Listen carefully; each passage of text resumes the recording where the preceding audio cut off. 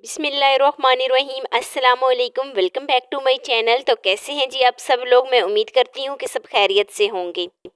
तो आज मैं आपके साथ खीर की ऐसी मज़ेदार सी रेसिपी शेयर करूँगी। आप एक दफ़ा इसको बनाएंगे तो आपका बार बार दिल करेगा कि आप बिल्कुल इसी तरीके से बनाएं। तो बिना टाइम वेस्ट किए वीडियो शुरू करते हैं। लेकिन वीडियो शुरू करने से पहले यहाँ पर आपसे एक छोटी सी रिक्वेस्ट है कि चैनल पे न्यू है तो प्लीज़ चैनल को जल्दी से सब्सक्राइब कर दें और बेल आइकॉन को प्रेस कर दें ताकि मेरी डेली की वीडियो आप तक पहुँच सके। आपको मेरे चैनल पर हर किस्म की वीडियो मिलेगी तो प्लीज़ मेरे चैनल का विज़िट जो है वो ज़रूर कीजिए। और वीडियो आपको जो है ना अगर ज़रा सी भी अच्छी लग रही हो तो लाइक लाजमी कर दिया करें क्योंकि ये आपकी तरफ से एक सपोर्ट होती है।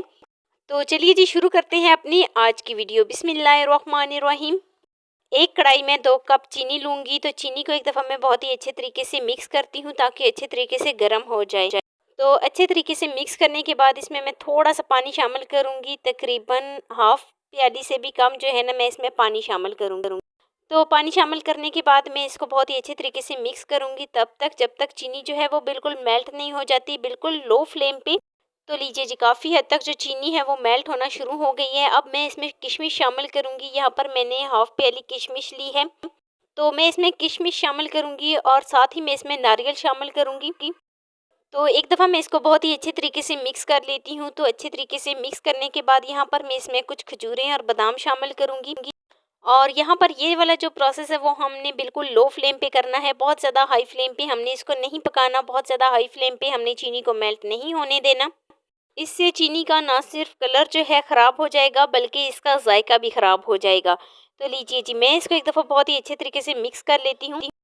तो जब तक चीनी मेल्ट नहीं हो जाती तब तक हम जो है ना अपना अगला काम कर लेते हैं। यहाँ पर मैंने चावल लिए थे, ये मेरे पास टोटा चावल थे। इनको मैंने पहले ही भिगो के रख दिया था, तकरीबन 1 घंटा पहले मैंने इनको भिगो के रख दिया था। तो मैं इसमें थोड़ा सा दूध शामिल करूँगी, तकरीबन मैं हाफ़ लीटर इसमें दूध शामिल करूँगी और इनको बहुत ही अच्छे तरीके से ग्राइंड कर लूँगी।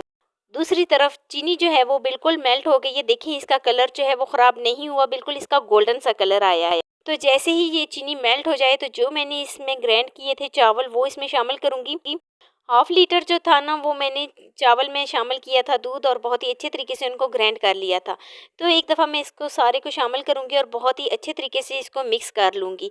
चीनी जो है वो अभी फ़िलहाल जम गई है लेकिन जैसे-जैसे इसको हीट मिलेगी तो चीनी खुद ब खुद मेल्ट होना शुरू हो जाएगी।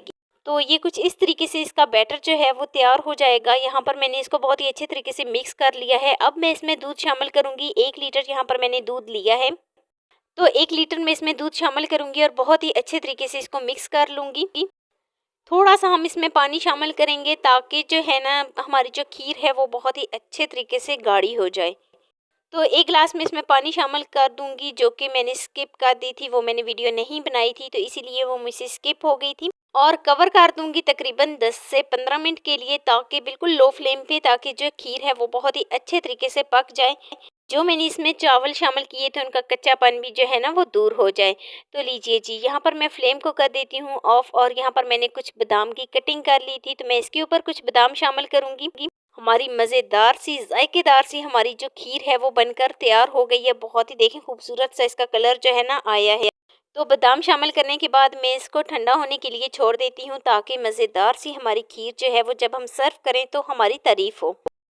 तो अगर आप मेरे तरीके से बनाएं तो आपकी पहली दफ़ा ही परफेक्ट तरीके से खीर जो है ना तैयार होगी। जब मैंने भी इसको पहली दफ़ा बनाया था तो सबने तारीफ़ की थी, बहुत ही अच्छी लगी थी सबको। तो लीजिए जी ये है जी इसकी फाइनल लुक। तो देखें जी एक दफ़ा मैं आपको करीब से चेक कराती हूँ कितनी गाढ़ी हमारी खीर जो है वो तैयार हुई है। बिल्कुल आसान तरीके से, ये सबसे आसान तरीका है खीर बनाने का क्योंकि इससे आसान तरीका और जायकेदार इस तरीके से बनती है। तो ये है जी इसकी फाइनल लुक। कैसी लगी जी मेरी आपको आज की वीडियो। तो वीडियो आपको ज़रा सी भी अच्छी लगी हो तो लाइक कर देना। फर्स्ट टाइम है चैनल पे तो चैनल को लाजमी सब्सक्राइब कर देना। बेल आइकॉन को प्रेस कर देना ताकि मेरी डेली की वीडियो आप तक पहुंच सके। दोस्तों के साथ रिश्तेदारों के साथ शेयर लाजमी करना और मुझे एक प्यारा सा खूबसूरत सा फीडबैक लाजमी देना कि मेरी आपको आज की वीडियो कैसी लगी। तो मिलते हैं नेक्स्ट वीडियो में एक नई और मज़ेदार सी रेसिपी के साथ। अपना बहुत सारा ख्याल रखना, अपने से ज़्यादा दूसरों का। अल्लाह हाफिज़।